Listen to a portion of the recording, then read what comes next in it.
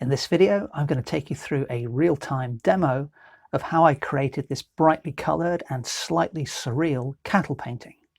I'm an artist based in the UK, and cattle are one of my favourite subjects.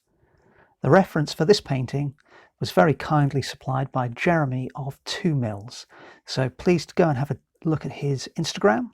He's got lots of wonderful pictures of cattle, including white Galloways, belted Galloways and rigget Galloways.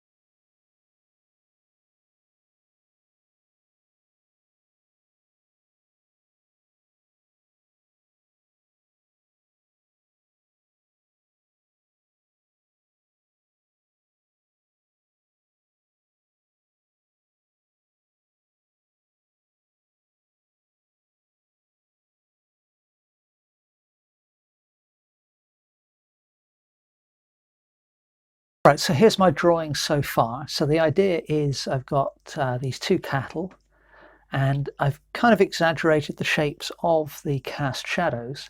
Then I'm going to have one off in the distance here, quite a low horizon line. I'm going to do a multicoloured sky, kind of abstract, and then maybe include some of the those colours in these cast shadows.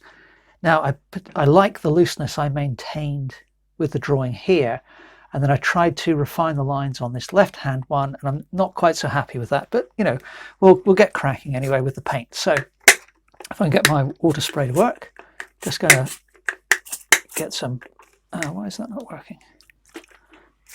There we go. Get some water onto the paper.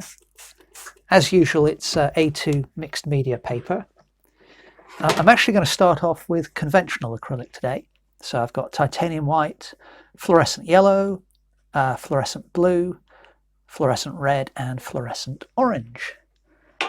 So actually I'm going to start with this decorator's brush, and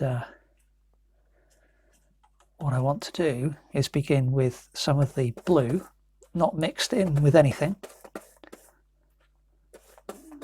and we'll just apply that fairly thinly and create some nice texture and brush marks by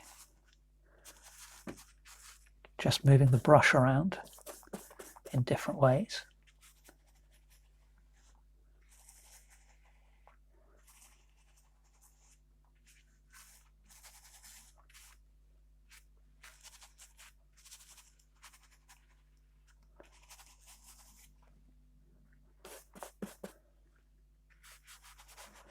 Not going to be overly concerned about going over the drawing, but you know, we'll try to avoid doing that if we can.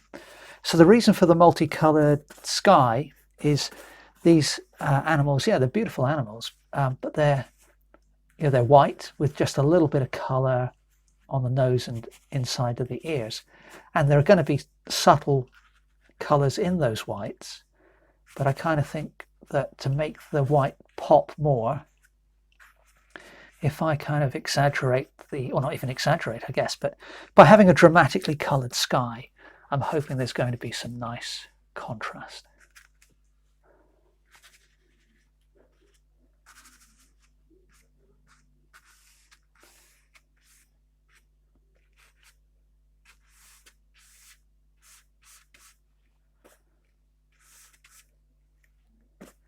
And by putting the paint on fairly thinly, I'm going to be able to see my drawing through the paint, so that won't be a problem, hopefully.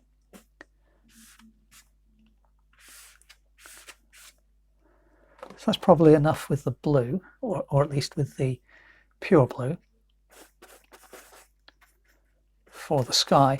But while I've got that on the brush, what I'm going to do is use some of that to kind of mirror what I did in the sky with these cast shadows. So really, I want the cast shadows in terms of their shape to be reasonably convincing. I want them to, I want them to appear as if each of the cows cast these shadows to an extent. But what I'm more interested in really is, for this painting, is just the shapes they make and how that works with the composition.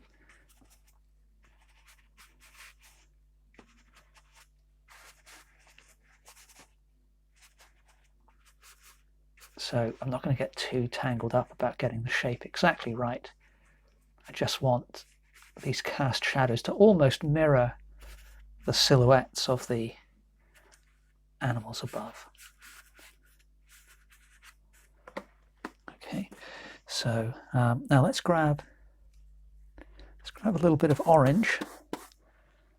I haven't cleaned my brush out, but well, so that's okay. So I grabbed the orange and hadn't cleaned my brush out, and that kind of caused it to mix into this sort of brown, which wasn't intentional. But what we'll do is we'll sweep some of that in. I've got some kind of bit of string or something in my brush. I think that's got rid of it. So we'll use that on the ground here, and I'm going to make most of the field below green, but often on a green field there are little bits of earth showing through, so it's all going to help add texture and a variety of colour to the painting.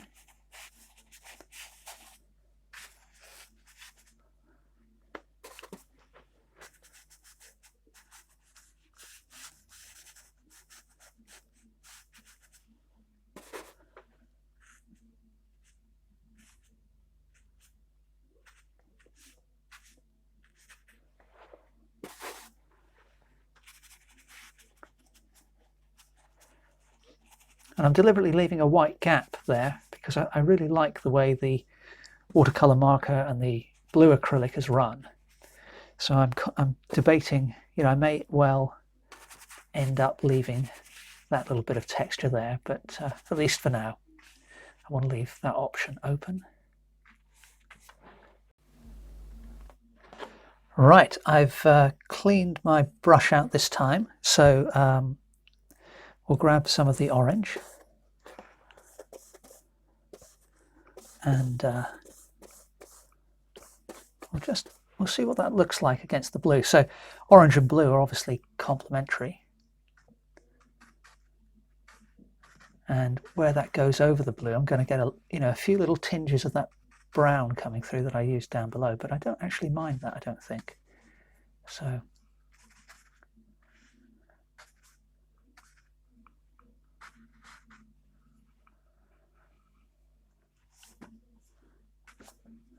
really just experimenting at this stage. So one of the things I really enjoy actually when I'm doing my paintings is, let's just get rid of that little run, is having areas of a painting which are kind of completely out of control and abstracted, or there are lots of weird textures going on, and then within the same painting you can, if you choose to, have areas which are really quite well defined and precisely drawn and realistic if you want, or somewhere in between the two. So at the moment my intention for this painting, as mentioned, is there's going to be this kind of out of control, multiple coloured, perhaps unrealistically vibrantly coloured sky, and then I'll come in with my interactive acrylics later and work on the animals, and they're not going to be photographically realistic, but I'll take quite a lot of care in terms of the way I depict them. So how's this sky looking then? Let's put a little bit of orange there, a little bit there, perhaps a touch there. And I quite like the fact that the watercolour marker is running and creating interesting textures. So in terms of the sky, I just sort of step back and see what we've got. I'm fairly happy with that at the moment. So let's go and get some green onto the ground here. Now, up until this point, I've used the conventional acrylics, but I'm switching to the interactives now. So I've got burnt umber, ultramarine blue, cad yellow light, and cadmium red, along with a bit of tinting white. And normally, when I work in this way, beginning with the normal acrylics and then doing the interactives afterwards, what I normally do is paint the whole surface of the paper with the conventional acrylics. But I thought I'd try something a little bit different this time. And so, this is still mostly untouched paper, but I thought it'd be interesting to kind of mix the two approaches. And I may use some of the I may use some of the interactives on the background a little bit later on, but we'll get to that in due course. So I'm actually coming in with pure tinting white at the moment, just popping that on for the top of the head. I'm going to add just a touch of cad yellow as I move along the back. So I mean, the main purpose of this really is to, actually I quite like that yellow, let's move some of that into the white I've already put down. But the main purpose is just to seal the surface of the painting at this stage. Obviously I'm putting in a highlight colour as well, where these cattle, which are backlit, so the light is catching the top of the back.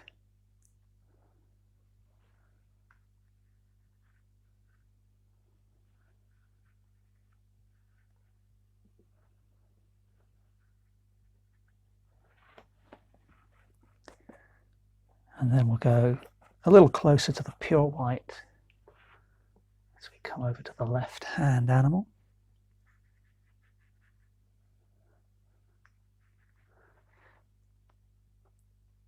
But there's still a fair bit of yellow in there. And what I'll probably do later on in the painting is vary the colour of these highlights a little bit, so that they're not just one note. But the main thing I want to do for this stage of the painting is really, turn these two outlines into an illusion of there being something three-dimensional there. So in order to do that, we've got to create the illusion that light is falling on something three-dimensional.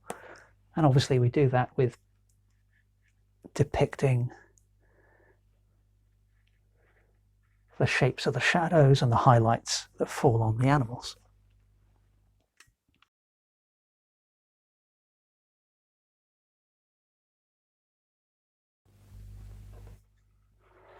So having added those highlights, I've now got a little bit of fresh tinting white. And we'll mix that in with a touch of the ultramarine blue. And that can be the beginnings of our first shadow colour. Just going to lightly mist the surface of the paper with water.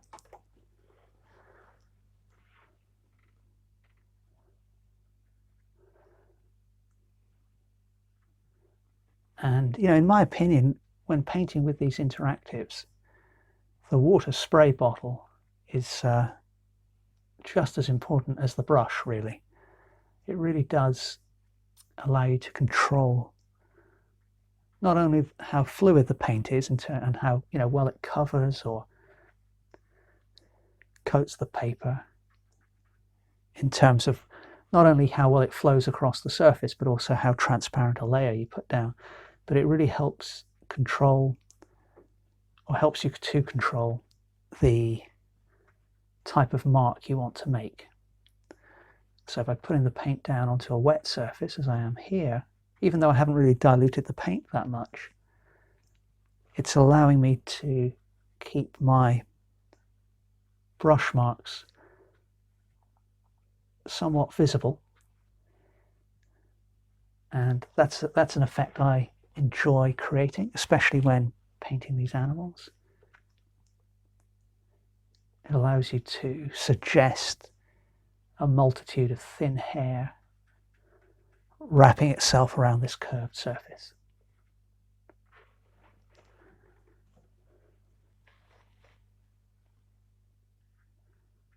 Now, for example, on the ears here, the tone that I'm putting down now is completely wrong, but better to get something down rather than just leave the paper completely uncoated. And then while I've got that colour on the go, I'll pop over to the other animal.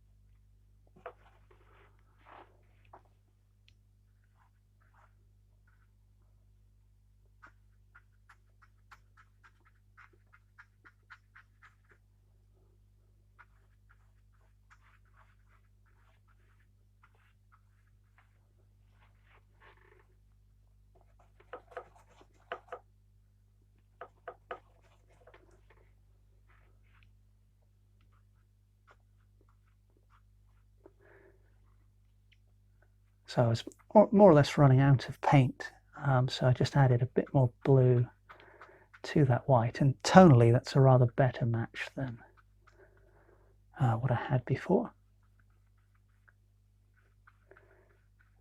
So we may as well crack on and put a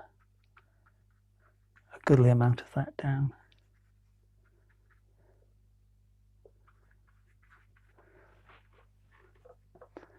While it's available.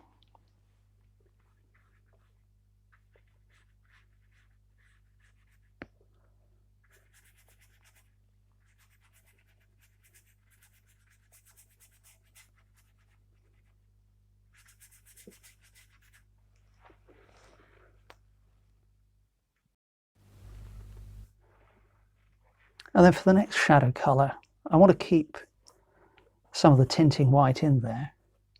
Grab a little bit of the ultramarine blue, but we'll put a little bit of the burnt umber in there as well.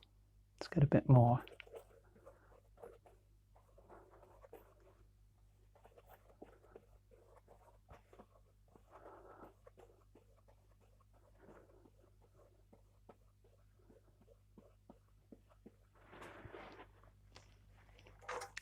Again, we'll keep the surface of the painting fairly moist, and let's see what this looks like when we... Oh, it's a bit closer in tone to what I'm after.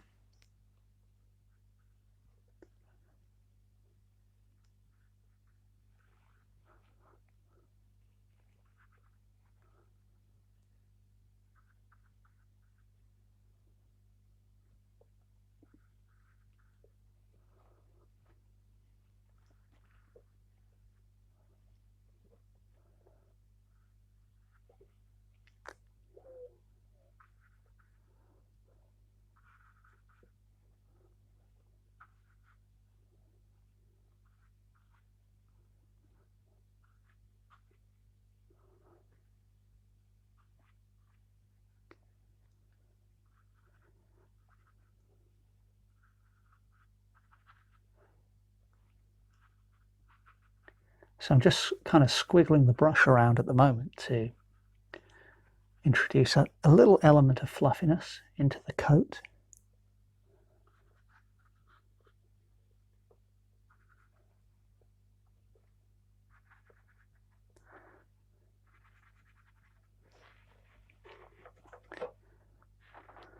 And then we'll continue onto this other animal here.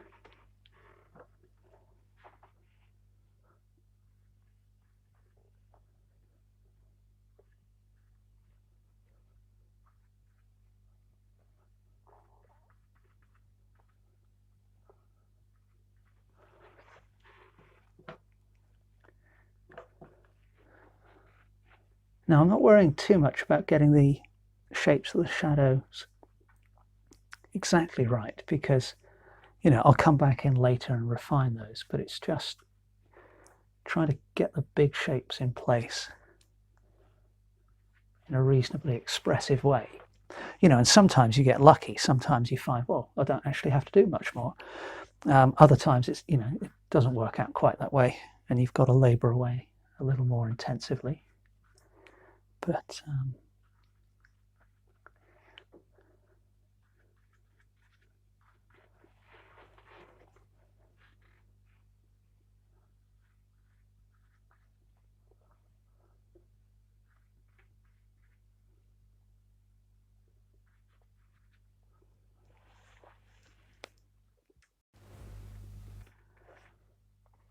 all right, now the coats of both animals have got quite a bit of orangey brown in them. So I've cleaned my brush not all that thoroughly. I'm using a synthetic flat here. It's about 1 inch wide. So I've grabbed a good amount of yellow. Let's get some of that cad red in there.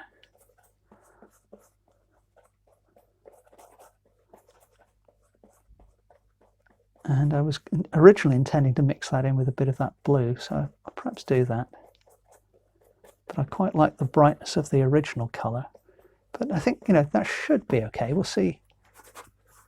We'll see what effect that gives us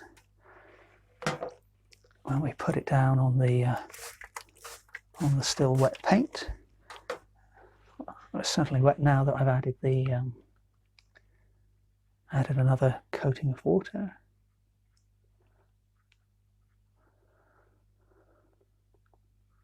So I'm not overly concerned about covering the ear entirely with this lighter colour, because I'm going to have to come back in with a dark shadow colour later to refine the shape of the ears and a few other bits and bobs. But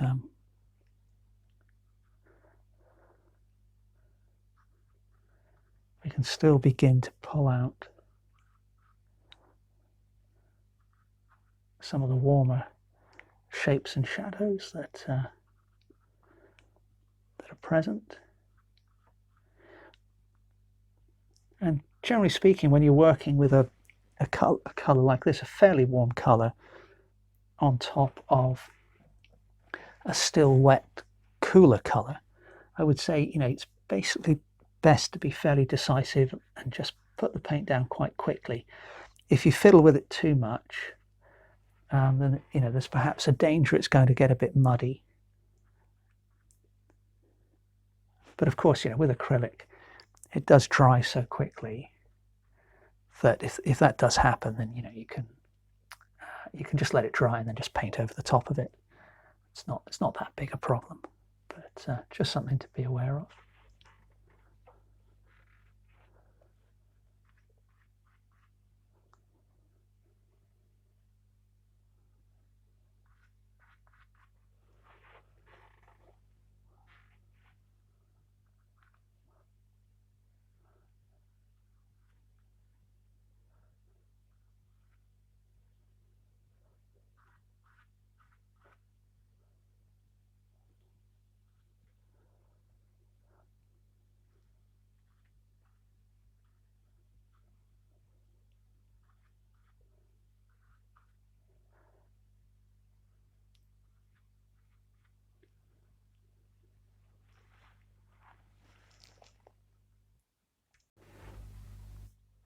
So wash the brush out again. Going to grab some of the burnt umber there, mix that in with that brown I had before, grab a bit of the red, a bit more of the burnt umber, and that'll do.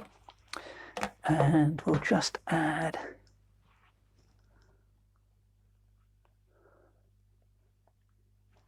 some dark shadow colors.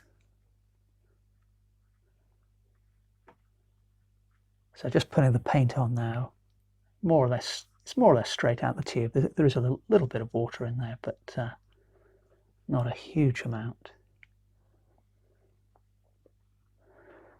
But I'm still keeping my treatment of the situation fairly simple here, not getting bogged down with detail yet. You know, as I said, I will do later. But just want to pick out a few of the key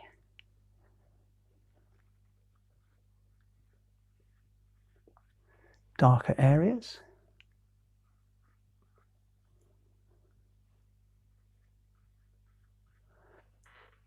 And then I think I'm going to leave that to dry now, and then we'll come back and adjust things further. So next step is to work on the animal on the right, and I'm coming in with a little filbert brush now.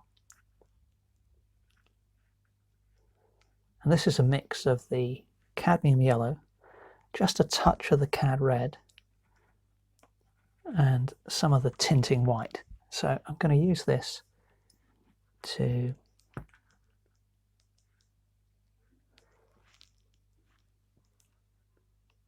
adjust some of the drawing, which has gone a little wayward when I've applied the paint earlier. But that's kind of a normal part of the process for me.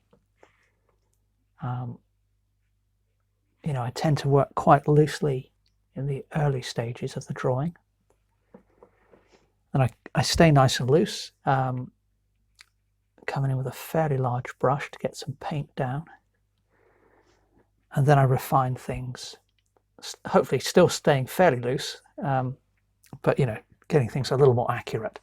So this pale orange color I'm using is just adding that to add a few highlights to the edges of the ears, and I'll probably change those a bit as things move forward. Now I've switched to mostly ultramarine blue, a little touch of the cadmium red, and a little bit of the tinting white, and just using the small filbert again to refine the shape of the nose and the little bit of the lower jaw that's showing through. And while that's still fairly wet, I'm just picking up a little bit more of the tinting white and mixing that into the same color. And what we'll hopefully be able to do is add some subtle highlights onto the nose of the animal.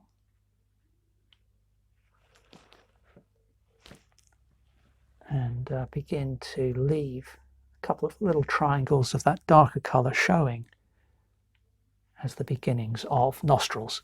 Now it's difficult to tell exactly how well I've judged that color until it completely dries, but I think I'm just going to widen the nose a little touch there as well. Now the same color but the darker version, I'm going to begin to locate the eyes a little more precisely as well.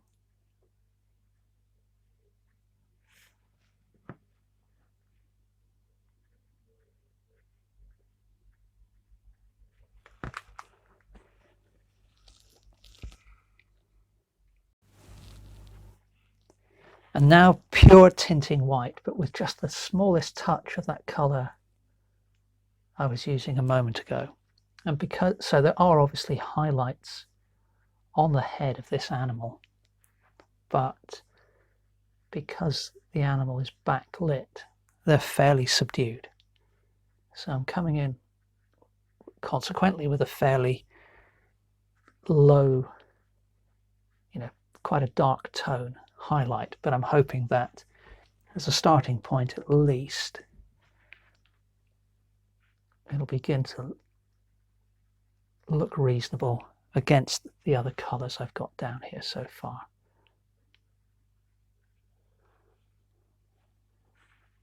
And as I'm adding this, I'm also refining the shape of the head. On the paint I applied previously, all of this stuff here, that was pretty thinly applied. This is coming out more or less straight from the tube. I'm adding a little bit of water. And the interactives, they're fairly fluid anyway. They're not the thickest of paints, and I really like that quality about them. They don't have quite the coverage that a conventional acrylic does, but from my point of view, that's a big advantage.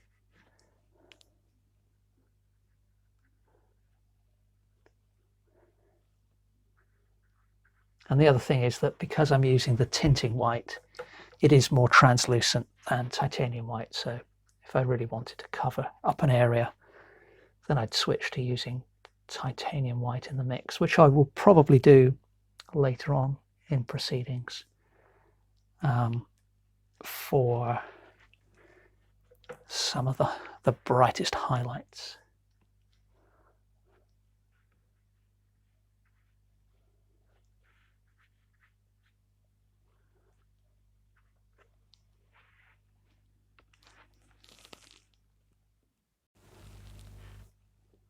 Having come in with some of the lighter colours, I now want to add some of the darker colours to begin to define the structure of the head a little better.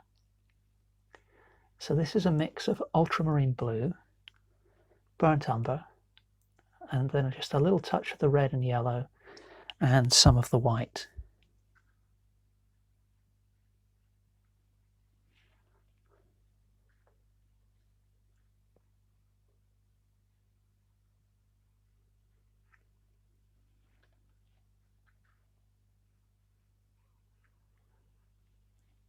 And I'm using this, as you can see, not only to add little patches of shadow, but just to add a little bit of an outline to the head, which I may partially obscure later on, but for now it's a really good kind of stepping stone just to come back in and do a little bit of line work. And I'm using the brush here to do this, and the small filbert is really good for this because you can use it that way to put a fairly chunky brush stroke on, or you can use it like the blade of a knife because it's a flat brush with a rounded end, and consequently it's good for reasonably precise line work as well. So it's nice to be able to switch between those two with just a change in the angle of one's wrist.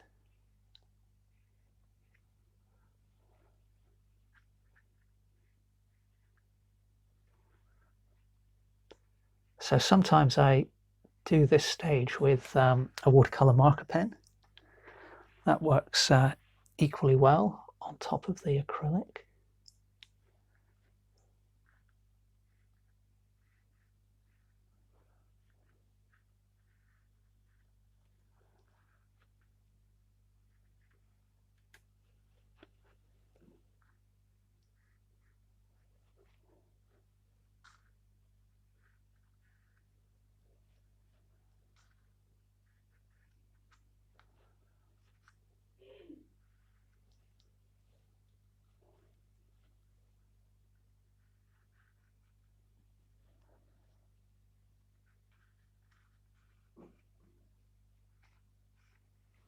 So that's probably enough line work for now.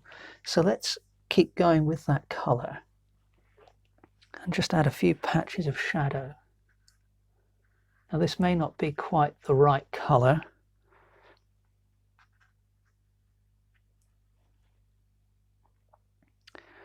And in fact, I would say definitely not. So let's get a bit more red into the mix, I think. a bit of the yellow. And let's see what that looks like now. It's a little better.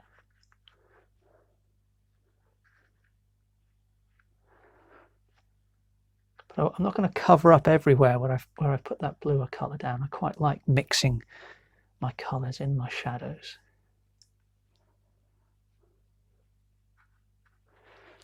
So I'm just going to spray the surface of the painting with water there as we move over here, just to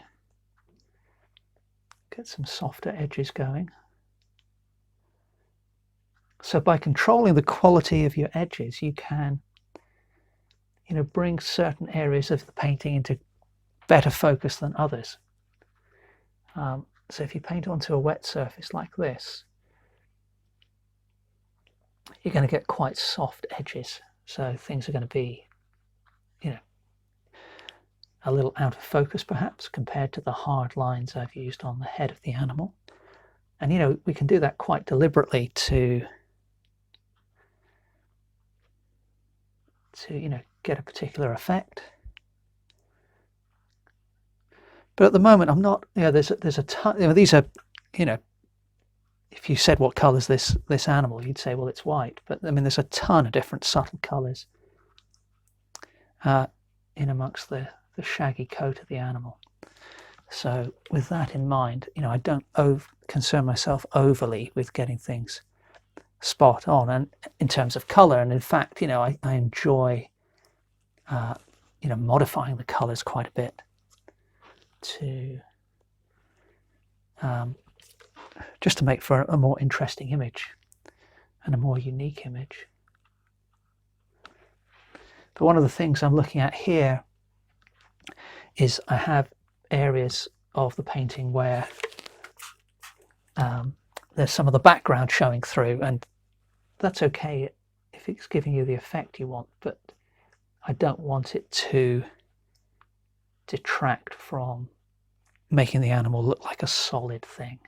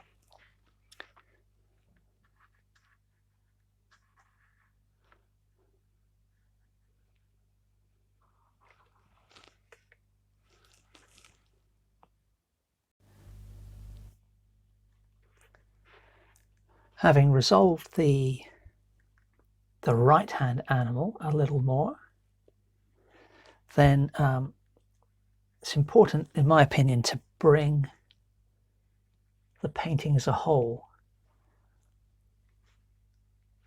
to develop it, as a whole at a reasonably even pace. So I'm not really into completely finishing one part of the painting and then moving on to the next bit and so on. I tend to, as I say, develop the whole painting as one.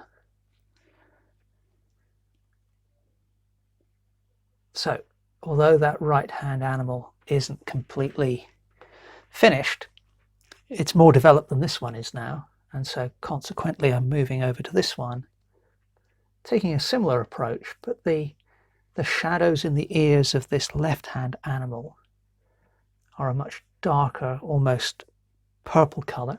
So still using my filbert, but I'm applying this dark purple, which is mostly the ultramarine blue and a little bit of the cadmium red. And I'm also, just like I did on the other one, I'm refining the shapes as I see fit. Now that same dark colour we can apply to the nose of the animal here.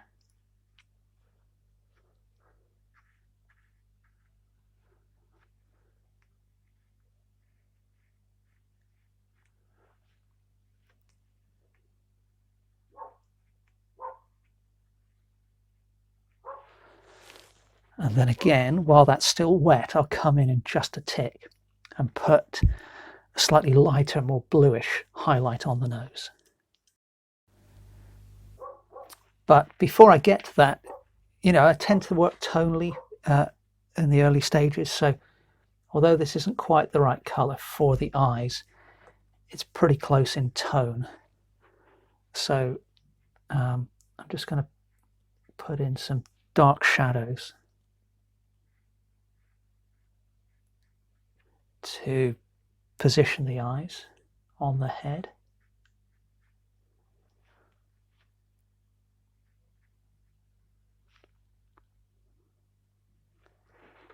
And now, having done that, I'm just going to take what I've got left on my brush and mix that in with plenty of the tinting white and pick up some of that blue I used earlier. Mix that in as well, and then we'll put this on top of the nose and we'll see how it looks. And like before, it's difficult to tell for sure until it dries back, but my first impression is that's not too bad. But even at this stage, I'm still trying to keep my focus on the larger shapes within this small region, so I'm not overly concerned about getting it perfect. And we'll adjust and adjust and adjust as we go on. Now, that same color, if I squint at the reference, I can apply some of that up here to deepen the shadow on the forehead of the animal. And then it's quite a strong cast shadow, possibly coming from that right ear. It's difficult to tell, but coming down across the head here. And let's get a bit of water on the surface. That was a little more water than I intended, but we'll make do. The advantage of having the water down is also not only that you get the softer edges, as I mentioned recently, but it also means that because the layer you're putting down on top is somewhat translucent, some of the work I did below, it's not completely lost, and that's usually a reasonably good thing. It generally speaking makes for a more interesting image if you can sort of see the multiple layers of paint and colour that have been put down. Now I'm grabbing some pure tinting white, having just washed the brush out briefly, and I just want to add, it's quite a strong highlight on the right hand side of the nose here.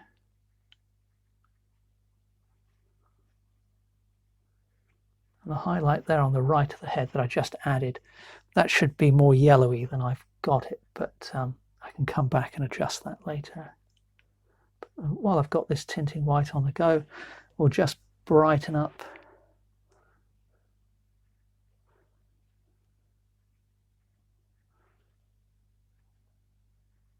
some of these highlights on the top of the head.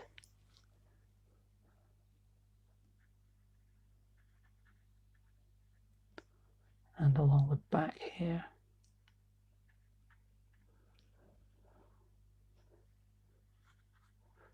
And there's a bit of a highlight. Can you see that? Okay, I think you probably can. Yeah, if I change the angle, certainly. Just there on the back of that foreleg. And we'll just dry brush a little bit over there on the left of the nose. So I need to let that dry back much more than it is before I come in and do any extra detail. But what I will do now is add some darker shadows in the neck region. So just mixing up some of that little bit of white I had with some of the red, pale red I had earlier. Bit of burnt umber going in there as well, and we'll see what this looks like. So there's some quite dark shadow down there. Again, a little bit of a misting with the water.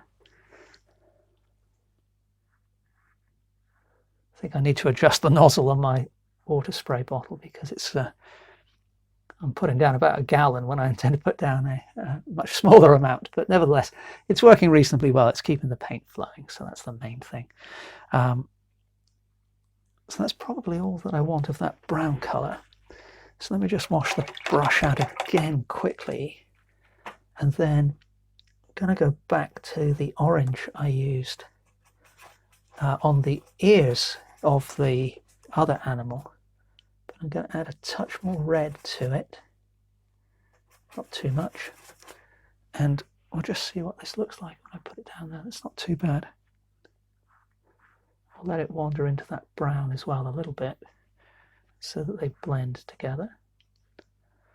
And then I need to adjust the angle of the chest there. And then this next bit isn't really orange in colour, but I want to just construct this part of the neck down here and block out that bit of background, which, you know, again, I can refine later. There's a bit of shadow there, which ought to be quite a bit darker than I just put in. So I'm picking up some of the burnt umber. We'll pop a bit of shadow in there. And then there's almost a pure blue section, amazingly, on the side of the animal there. So that's easy enough. We'll grab some of the ultramarine blue. And I will mix in a little bit of the tinting white. I don't want to go pure blue. It's not too far off. And again, I want to get just a little bit of water on the thing there so that this next bit is not too harsh a line.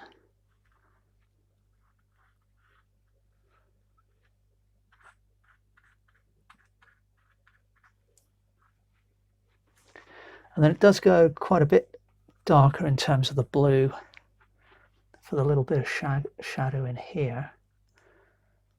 So I probably went a little bit too strong there, but I don't mind that. I think that's working quite well with everything else I've got going on. Now, I've lost some of the line of this leg here up at the top. Got a bit carried away with the orange, so let's use the blue to put a bit of line work in there. And then the bottom of the leg comes down here. And I don't know that it is blue. It's probably not blue in colour, but there's definitely some blue in the colouring. So I'm adding that in. I'll put a little bit here on the front of that leg bottom. And then while I've got that, let's just add a few little squiggles here to add to the blue that I put down earlier.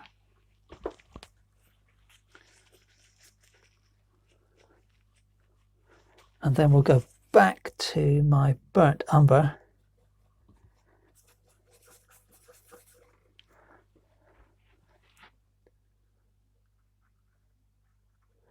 enhance the shadow there. Oops, sorry, I think I just knocked the camera slightly. Apologies for that. And I'm going to mix that burnt umber in with that sort of palish red that I had mixed up from before. And let's see what that looks like there. That's not too bad. Get a bit of water on the painting again in that little region.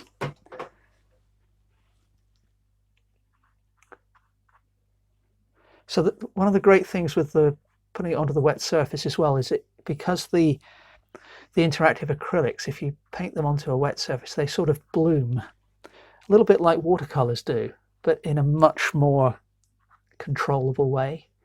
So although having said that, that started to run there. So I mean, you can overdo it, but in general, it creates lovely textures. So it's a nice kind of halfway house, I think, between watercolor and conventional acrylic. If you do it in that way. Let's just darken this bit here.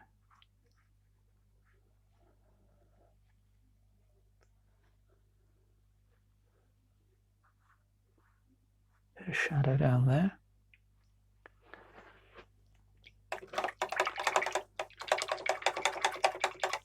And then the blue that I used earlier, slightly lighter version. So it's just the ultramarine blue, but with some of the tinting white. I'm going to put some of that down in here for this leg.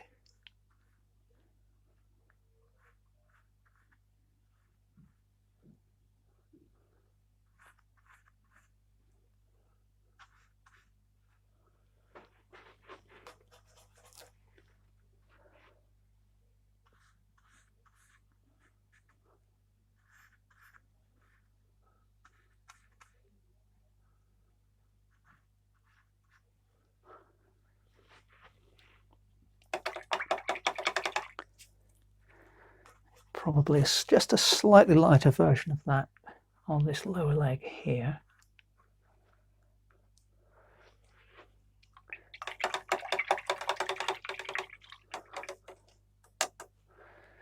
And then there's a bit of the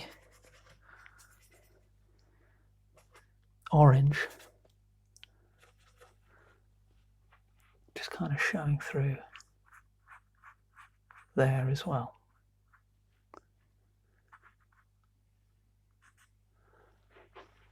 So again, that's starting to resolve that animal, but I need to let that dry now. Now, while I quite like this initial brownish layer, I just want to try putting a little bit of yellow down here to better reflect the colour of a typical meadow. And I think it'll be more in keeping with the fluorescence I've got going on in the sky as well. So this is just cadmium yellow light that I'm adding at the moment. I've switched to a larger brush, and I'm not going to get into too much detail here, but in particular the sort of skyline. I'll begin by adding that, and I've been fairly careful to just vary the type of marks I'm putting down, because obviously, although this is kind of a surreal, or it's got a surreal element to it, just adding some tinting white while I'm chatting here to that yellow. Although it's got a surreal element to it, this painting, I'm still kind of trying to create my own little reality here. So it's got to kind of work as its own thing, even in the areas which don't mimic the reference. Now, how do we feel about that? I think that's not too bad. I'm not sure how well it works against the blue of the light blue of the cast shadow, but I may well change that anyway. So back to the more or less pure cad yellow, and put a few fairly bold brush strokes in the foreground.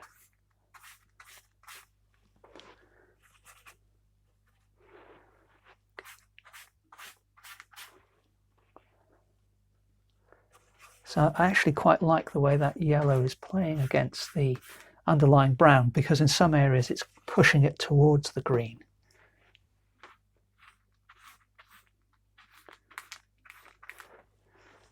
But I think that's starting to bring things quite a lot to life, actually.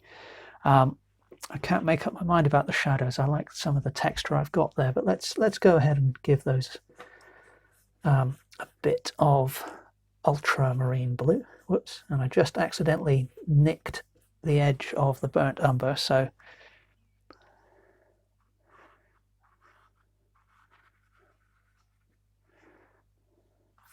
we'll go with that. And if I move the brush fairly quickly, you can see I get kind of dry brush marks. So again, it allows me to keep some of the underlying texture there.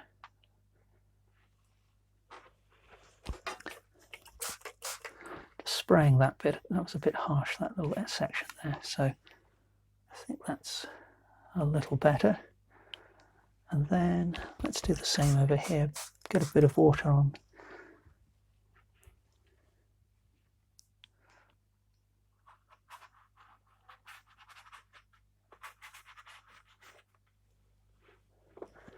More or less run out of blue now. Oh no, I've got a bit here, a little bit. I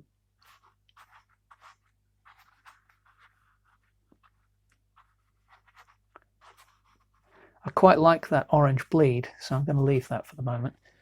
So not going to do too much more on those shadows for now, but I think for me that was the right decision to kind of, it matches the foreground better with the background, I think. Now, having let all of that paint dry, the next thing I want to do, looking again at my references, I don't feel I have my shadows dark enough, especially compared to the relatively dark background. So I've mixed up a thin combination of ultramarine blue, a little bit of the burnt umber, and some of the tinting white. And I'm putting this on more or less as a glaze, I hope. I hope when it dries it's going to be a little lighter. I've sprayed the surface of the painting with water again, but at the moment I'm feeling I probably have gone too dark. But the idea is to deepen all the shadows, and even though I think that may be a little too dark, I think it's still the right thing to do, because I can always put in some highlights later. But I've just added a bit more water, as you saw. It's difficult to tell with these glazes sometimes until they completely dry back. But I might lift off some of the blue I put down on the head, we'll see.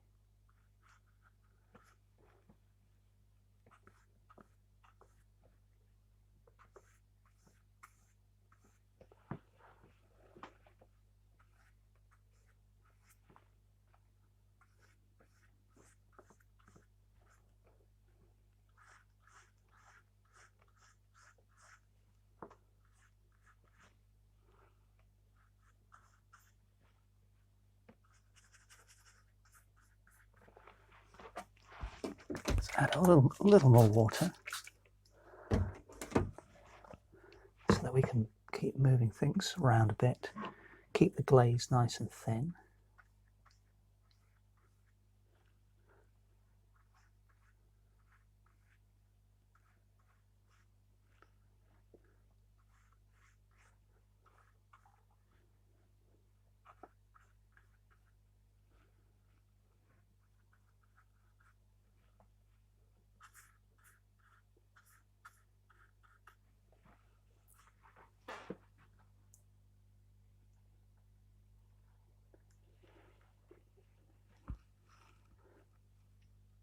And my hope is, as I say, when that dries back, my hope is that that will dry reasonably transparently, and some of the underlying work will still show through. But to help that on the way a little bit, I'm just cleaning my brush, not too carefully in water, but I'm just going to just gently run that clean wet brush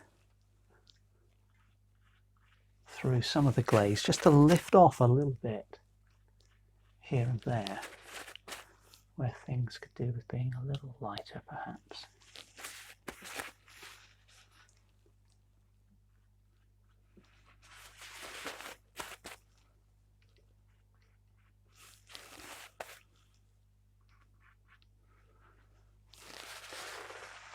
But I'm going to leave that to dry now.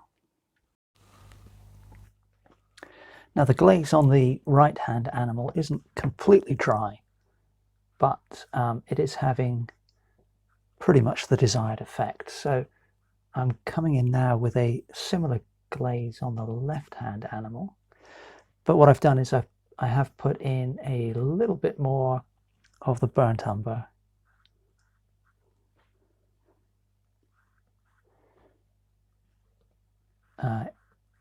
Into the mix, just to change the tone slightly.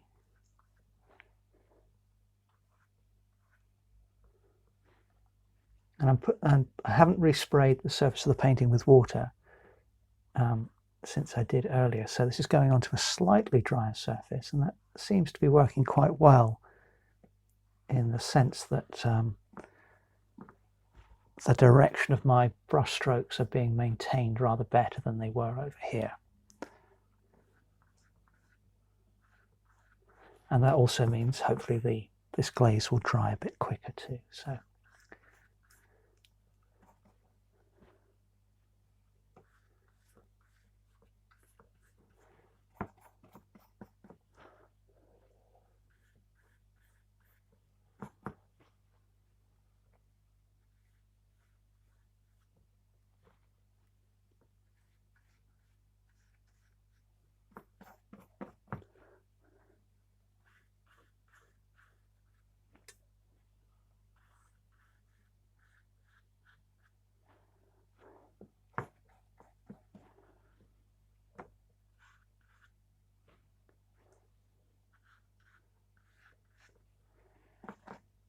but adding these glazes is hopefully making the highlights that I've put in so far, it's making them seem brighter.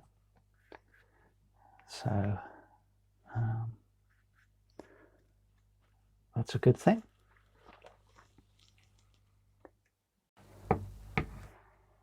Now I've just added some titanium white, which is more opaque than the tinting white I've been using so far. And I'm coming in with my filbert brush, and I'm just going to add some super bright highlights in a couple of areas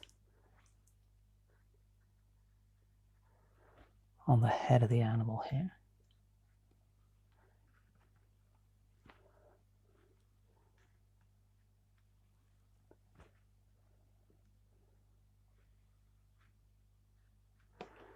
And then to that mixture, it's not a mixture, it's pure white, but to that pure white, I'm just adding a touch of cadmium yellow, and we'll use that to enhance the highlight there on the right hand cheek, and then a bit more of the yellow.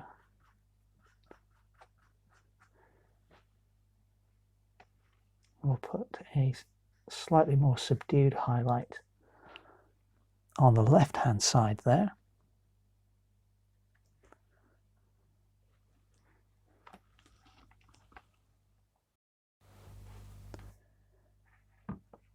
And then there's another highlight on the side of the nose. So what I've done is I've removed all but the slightest hint of the yellow. So it's almost pure white now, but not quite.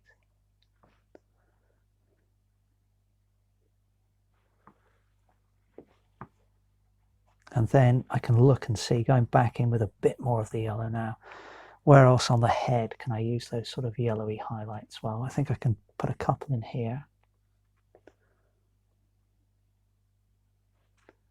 And then perhaps one more there. Go for a bit more of the yellow in the mixture. So just going a little bit darker.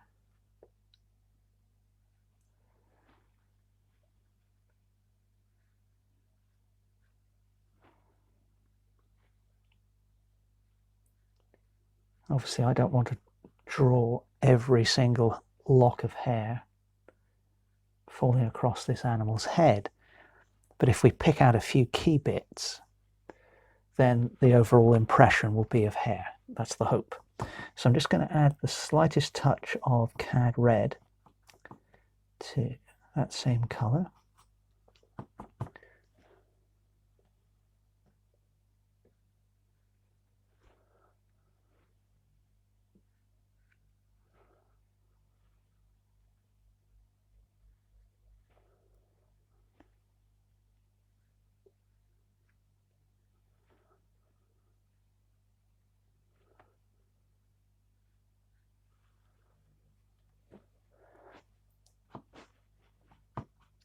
Then while I've got that on the palette, on the brush, sorry, I can come in here. That's a little bit too light for where I just put it, but it'll do for the moment.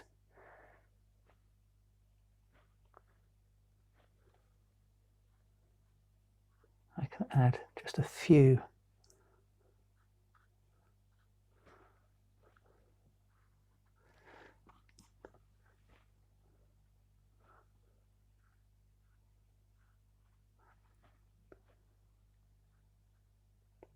little bits, little squiggles of hair catching the light.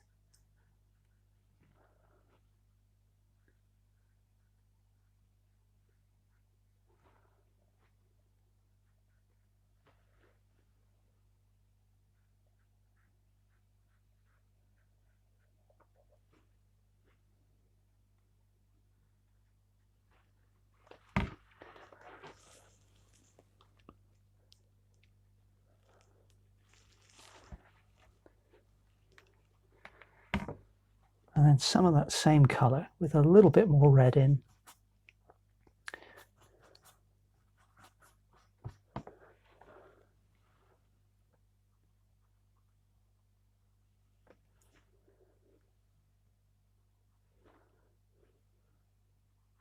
Put that in on that upper leg.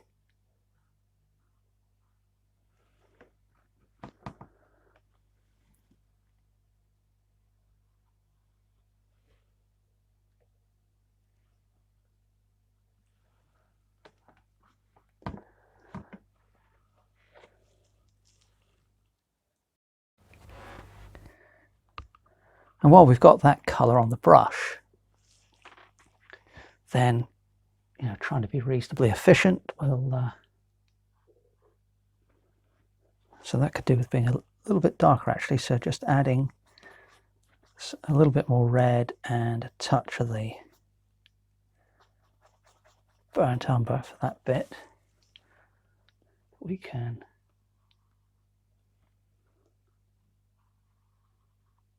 put a little bit of that in there.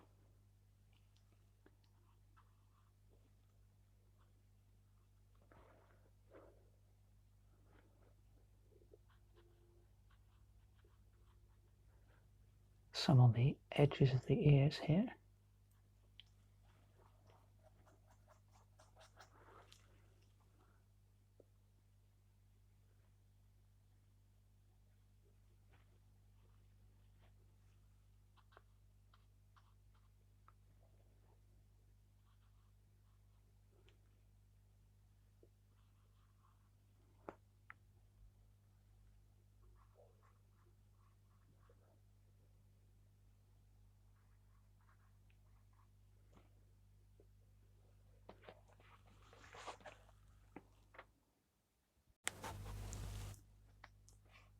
And now I've mixed up some of the titanium white with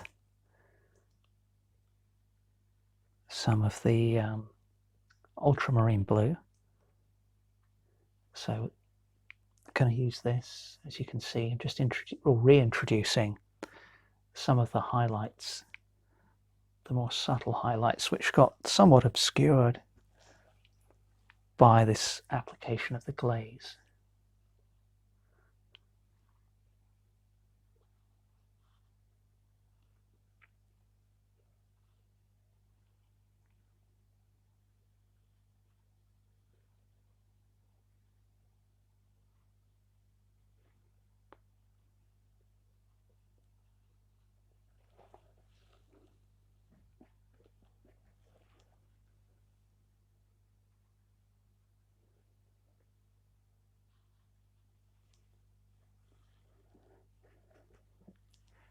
And we can continue with some of those colors. I've actually got two versions of this highlight, one slightly darker than the other, but both are just a blue and white mix. But again, I can switch between the two and just begin to hint at some of the texture that we've got on the surface of the the body of the animal. So I find the key here is you definitely want to sort of mimic some of the little swirls and shapes, but you don't want to get too repetitive with the marks you make. And equally, as I just mentioned, I'm varying the tone I'm putting down, just because I've got two patches of paint of differing tone. And you know, don't want to go too crazy with the marks either. Just kind of add a bit and then see where you are. Now, to save me washing out that filbert immediately, I've switched to a small round now to just put down a few touches of the pure titanium white.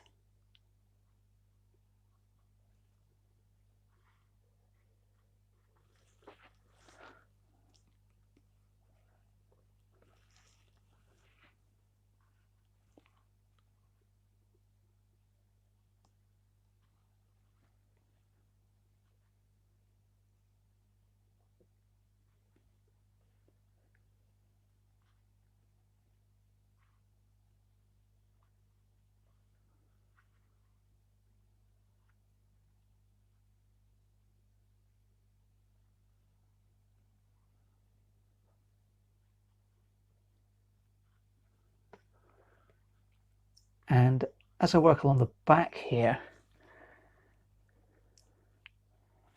what I can do is crisscross some of these pure white marks across the edge of the yellow highlight I've put down. Add some wispy bits to the top of the line of the back, but then, you know, put down some bigger marks too. And then at the same time, deliberately leave some of the yellow showing. So it ends up giving you a sort of multifaceted approach to the highlights. So you can vary the width of your line, the angle of your line, where on that yellow band of highlight I put down initially you put the mark. You can hide some of the blue outline of the original drawing, and of course you can leave some of it showing as well. So you've got all these choices that we can make.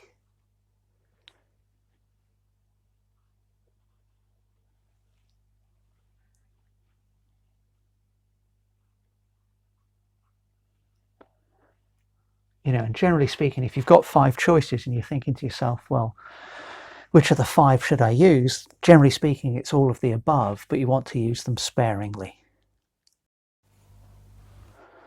Okay, back to the other animal now.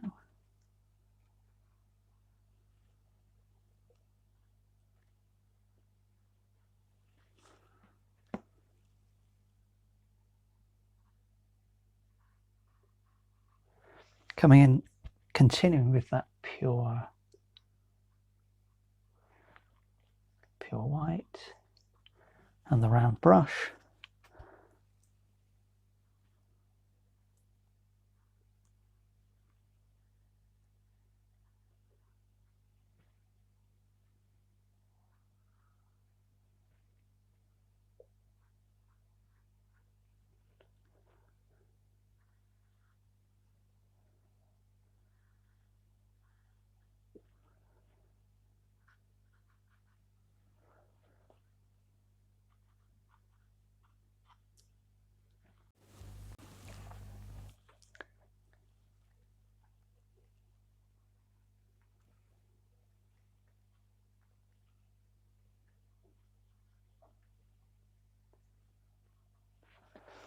And then we'll pick up just a little bit of the yellow that I had earlier and mix that in.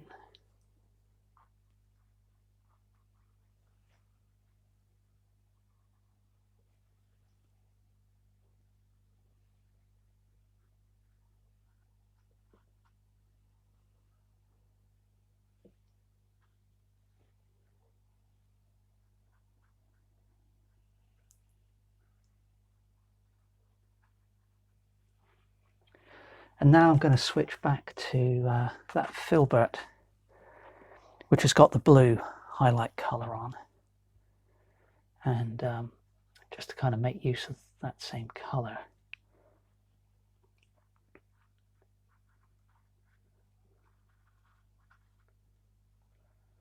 Just add a few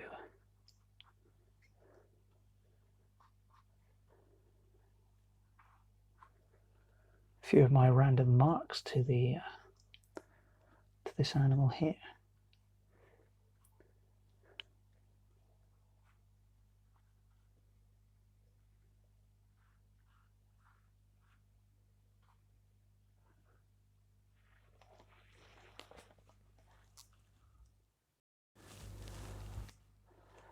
Next step, I want to kind of tidy up this area to define the left-hand edge of the head a little better than it is, because it's kind of got lost in some of the random marks of the background. So I've just picked up some pure cerulean blue.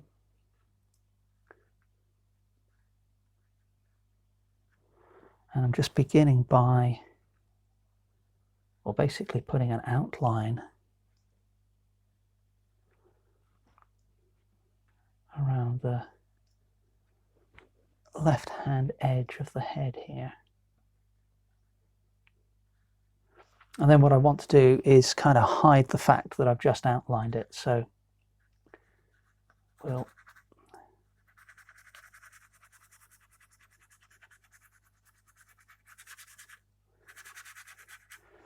block in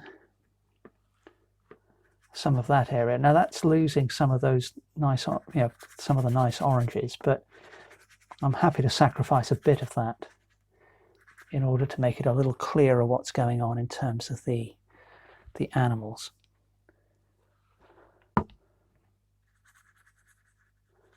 And I may well add a little more orange on top to kind of break up some of what I'm putting down now. And on the whole, I quite like the way that's working at the moment. So let's help things out along the top of the head as well.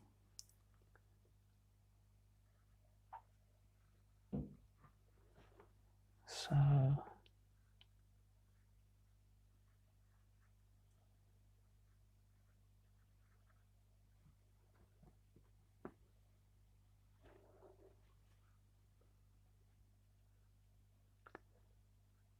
trying to preserve some of those wispy bits that I put in before.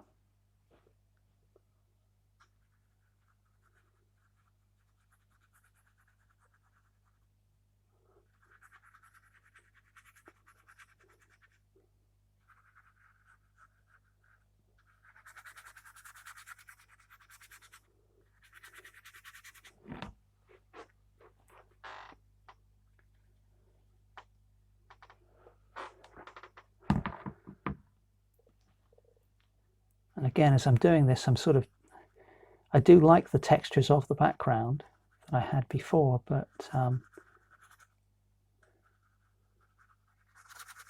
feel I have to lose some of them here to better define the silhouette of the animals. So on the whole, I think that makes the animal stand out more. So that's okay. Now, what we can do next is continue with that color, but mix in some of the titanium white.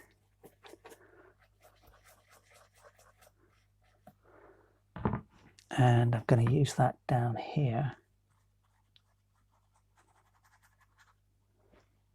to better contrast against the underside of the animal, and also hide that kind of run that was in the background.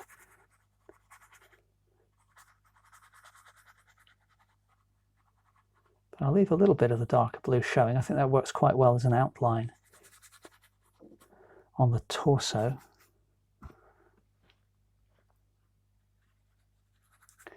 And then we need to kind of soften some of that dark blue there. Make things a little lighter there, perhaps.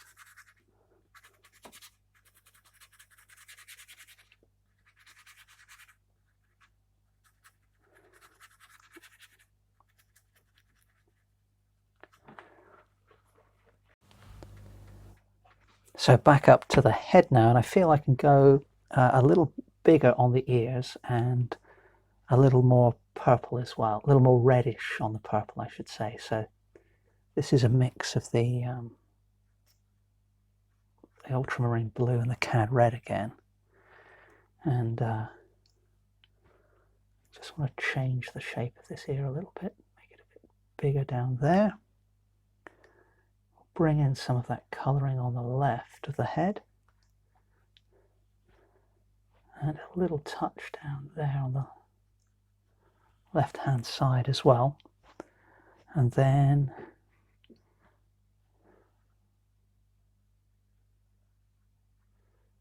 similar kind of treatment here.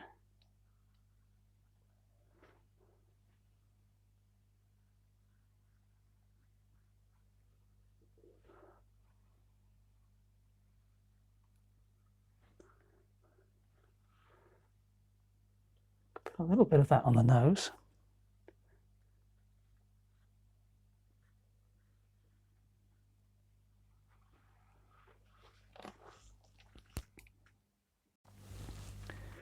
Now on top of the purple of the ears, I'm going to put some of the pure ultramarine blue.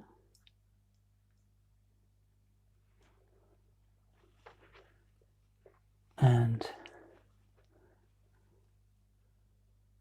the shadowy areas that I created for the eyes have become a little obscured, so we'll reintroduce those and slightly reposition that one on the right with a bit more of the pure blue for now.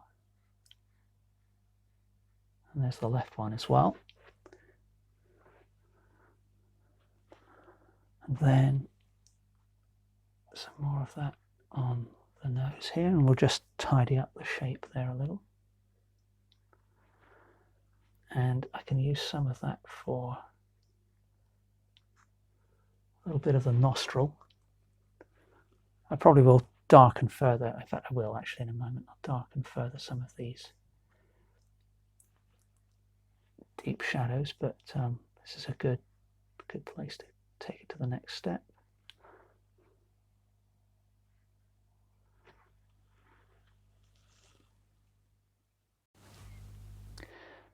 And that reddish purple that I used a moment ago for the insides of the ears, I've just mixed that in with some of the blue I was using and a bit of white, and just strengthen some of the shadows on the forehead here.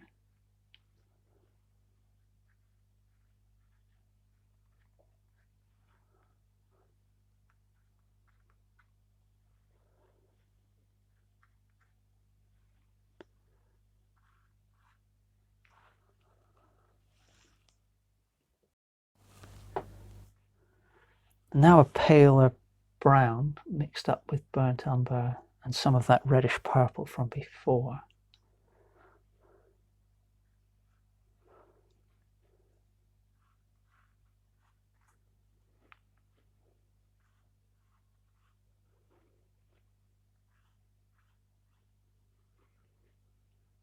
Just to adjust this part of the chest and soften that yellow highlight that I had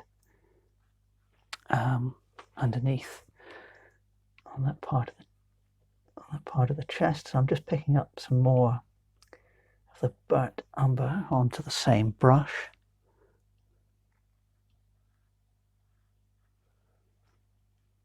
We'll just reintroduce some creases in the hide there.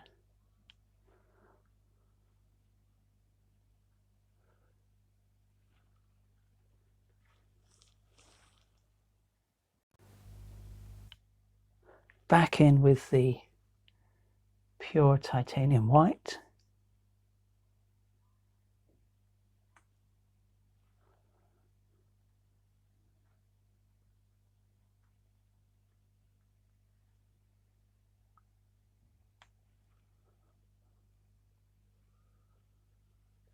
And then we'll go back in with some more of the yellow in the mixture, and just a touch of the red,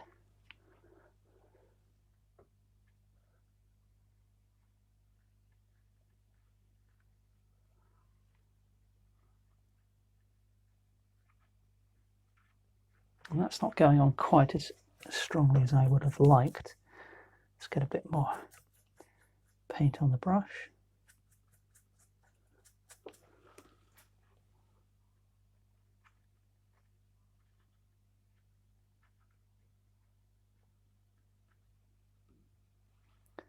That's a little bit more like it.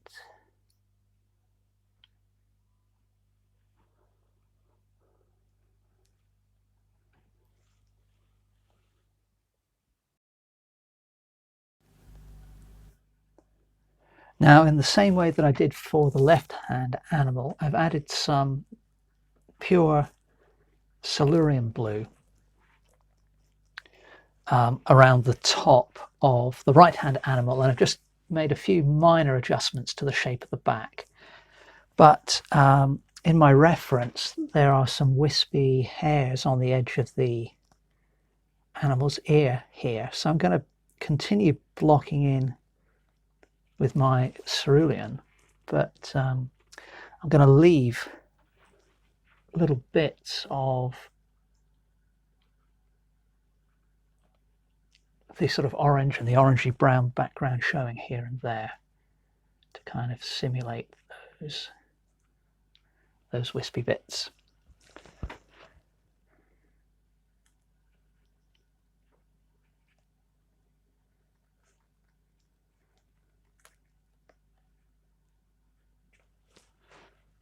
So that's worked reasonably well, I feel. So we'll continue with this colour so that I can fine-tune the shape of the head in a similar way.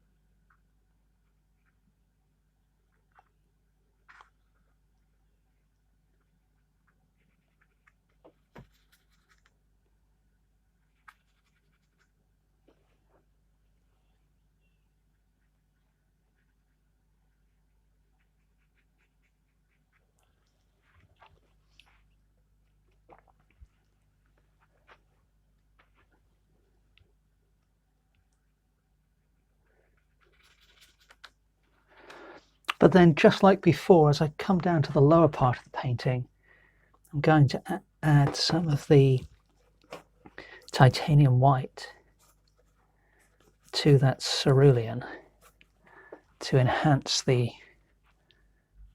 darker shadows on the underside of the animal and the other dark area of the mouth and nose here. I want that to stand out reasonably well. So we'll just kind of scumble that into the background so it's not too harsh a transition there. Perhaps a little hit with the water spray there just to blend that a little more. But I can come back and soften that further if needed.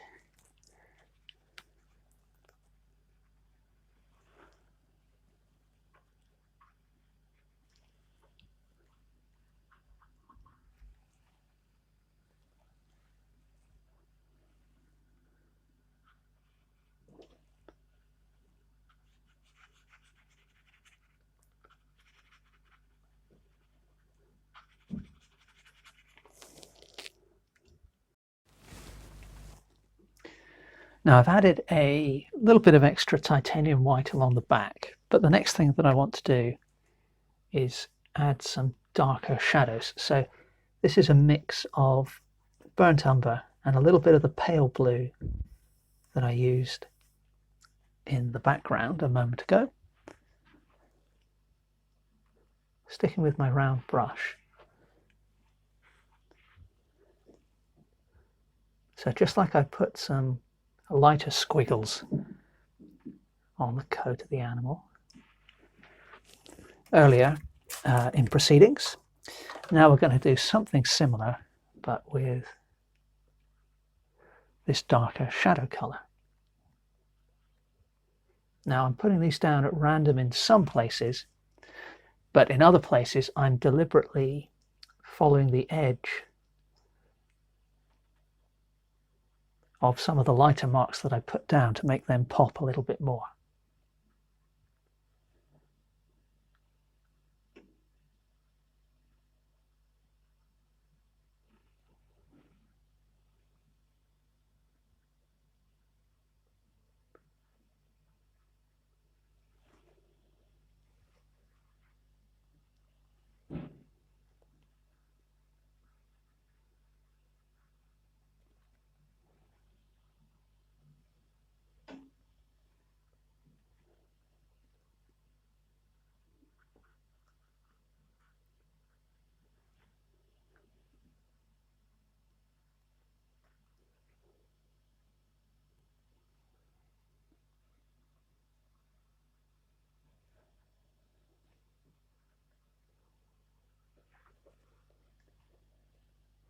Now, having added a few of those, I'm now going to add some of the cadmium red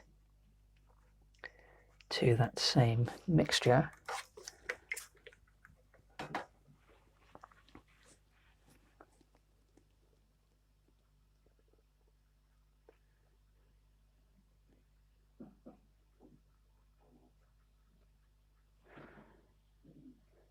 So that we get a little bit of variety in the colors that we put down.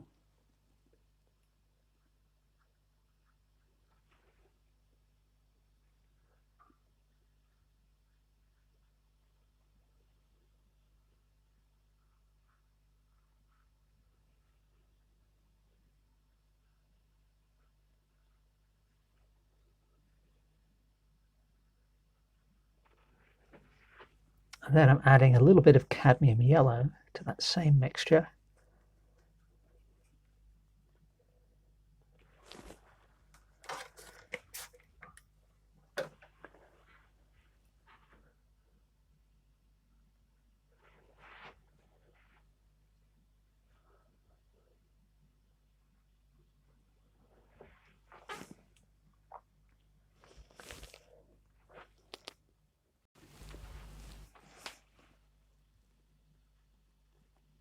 And now moving across to this animal on the left.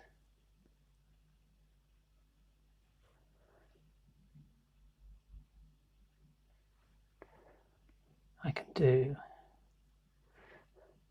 something similar.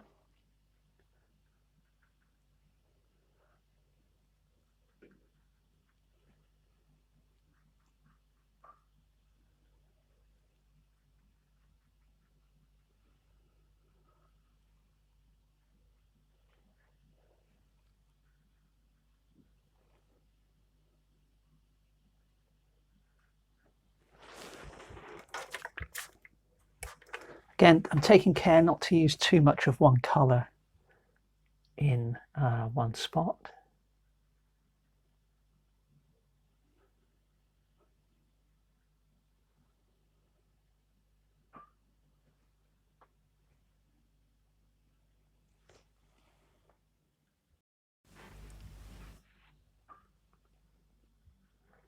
Coming in now with some cadmium red mixed in with a bit of the pale blue.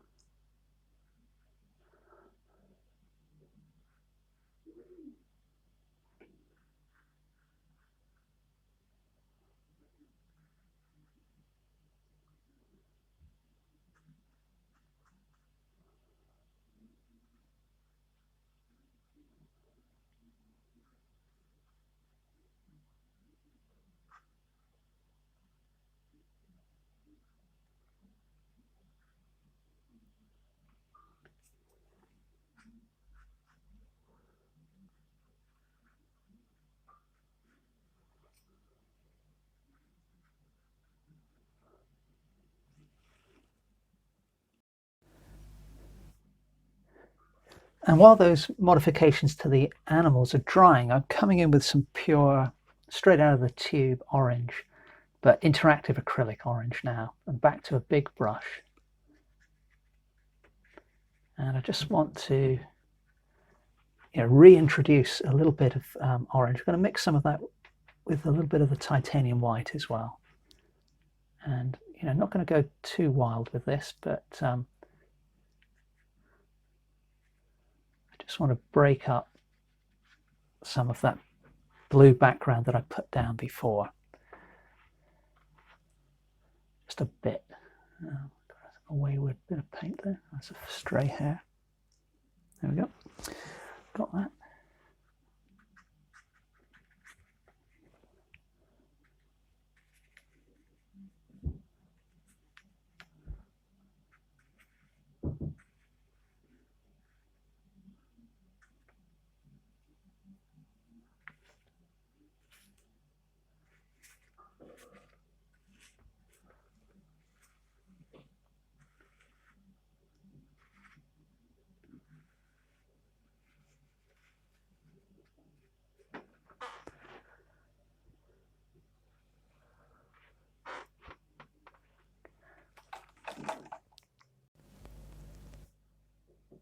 And then, as much as I like the textures of the light blue shadows, I think I have to make them darker for the image to kind of make more sense. So I've mixed up some ultramarine blue with carrot yellow, a little bit of burnt umber, and a tiniest bit of orange that was still left on the brush.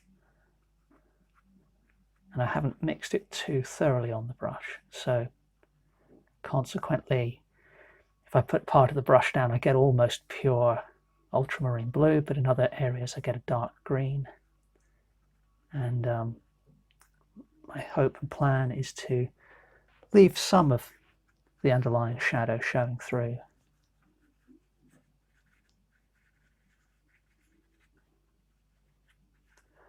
So there's a bit of variation there.